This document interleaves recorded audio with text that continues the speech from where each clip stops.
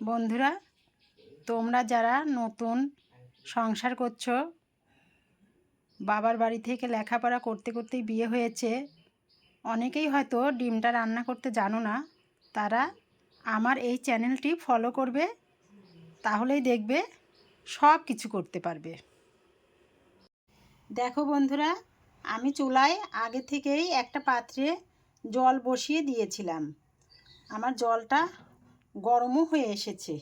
এখন এই জলের মধ্যেই আমি এক এক করে ডিমগুলো ছেড়ে দেব।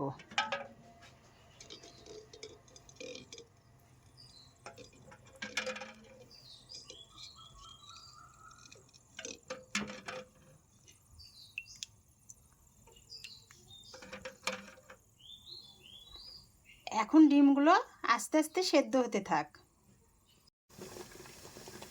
বন্ধুরা দেখো, ডিমগুলো সিদ্ধ হয়ে গেছে। এখন আমি এই ডিমগুলোকে নামিয়ে একটু ঠান্ডা জলে দিয়ে তারপর খোসাগুলোকে ছাড়িয়ে নেব।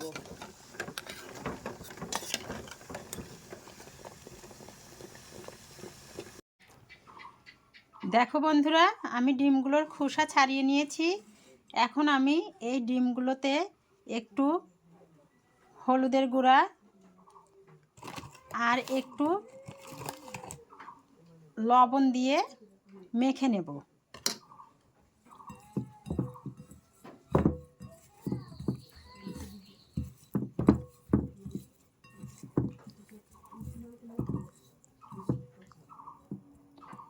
চলো বন্ধুরা, এবার ডিমগুলোকে ভেজে নিই। আমি চুলাতে একটা কড়াই বসিয়ে দিয়েছিলাম, আর এখন কিছুটা সরিষার তেল দিয়ে দিলাম। তেলটা গরম হয়ে এসেছে। এখন এই মাখিয়ে রাখা ডিমগুলো আস্তে করে কড়াইতে দিয়ে দেব।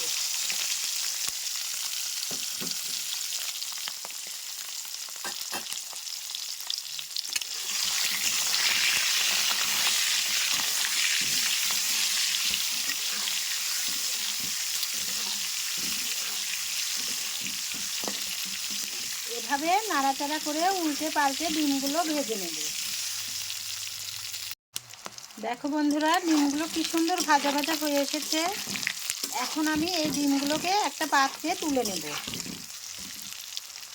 এখন আমি ওই তেলেই ফোড়নের জন্য দেখো নিয়েছি দুটো দারচিনি, দুটো শুকনো লঙ্কা, তেজপাতা, জিরা আর দু টুকরো এলাচ দানা। এগুলো সব দিয়ে দেব।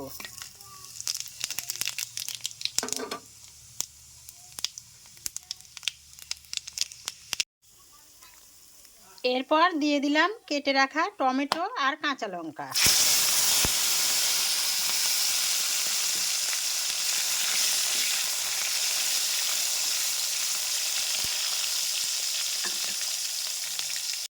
টমেটোটা একটু ভাজা ভাজা হয়ে আসলে ডিমের জন্য বোট বোট করে আলুগুলো কেটে রেখেছিলাম সেগুলো দিয়ে দিলাম।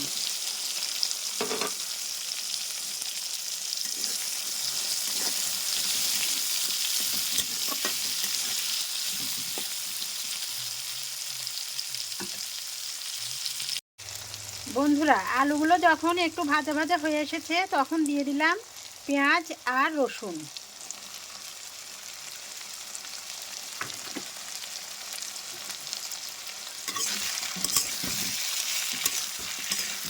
তারপর পেঁয়াজ আর রসুনগুলো একসঙ্গে আমি ভেজে নেব।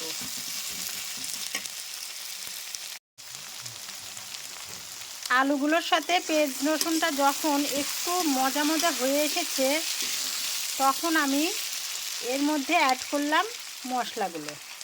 আমার মশলাতে রয়েছে ধনিয়া গুঁড়ো, হলুদ গুঁড়ো, ঝালের গুঁড়ো, জিরে গুঁড়ো আর একটু আদা গ্রেটার দিয়ে গ্রেট করে নিয়েছি। সবগুলো আমি দিয়ে দিলাম।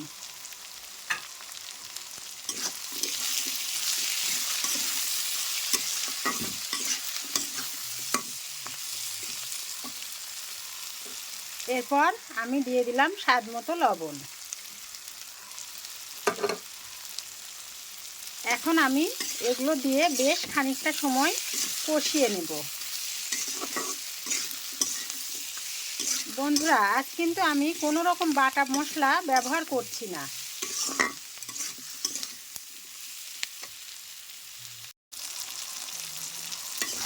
বন্ধুরা দেখো, পেঁয়াজ রসুন আর আলুগুলো কেমন কষিয়ে নিয়েছি। এখন আমি এর মধ্যে ভেজে রাখা ডিমগুলো দিয়ে দেব। তারপর সামান্য একটু জল দিয়ে আবারও খানিক সময় কষিয়ে নেব।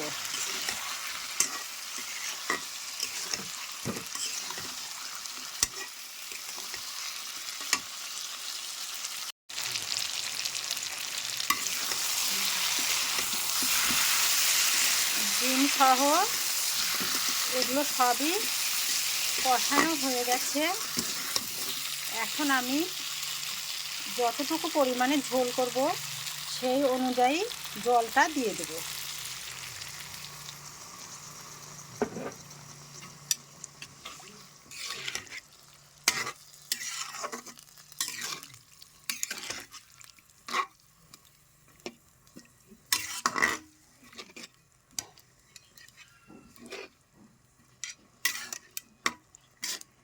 বন্ধুরা, আমি ডিমগুলোকে কিন্তু খুব একটা বেশি ভাজিনি। বেশি ভেজে নিলে ডিমগুলো খেতে ভালো লাগে না, কেমন একটা শক্ত চামড়ার মতো হয়ে যায়। তাই ডিমগুলোকে একটু কমই ভেজে নিয়েছি।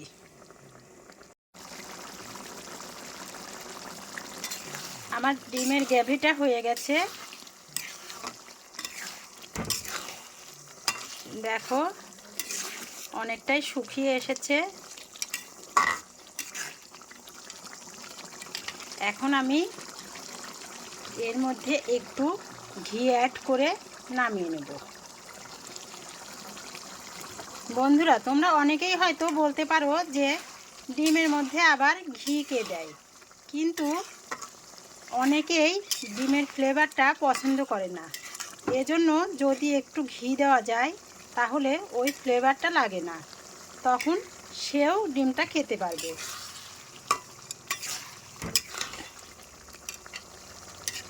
দেখো বন্ধুরা, কি সুন্দর হয়ে এসেছে। এখন আমি ডিম কারিটা নামিয়ে নেব।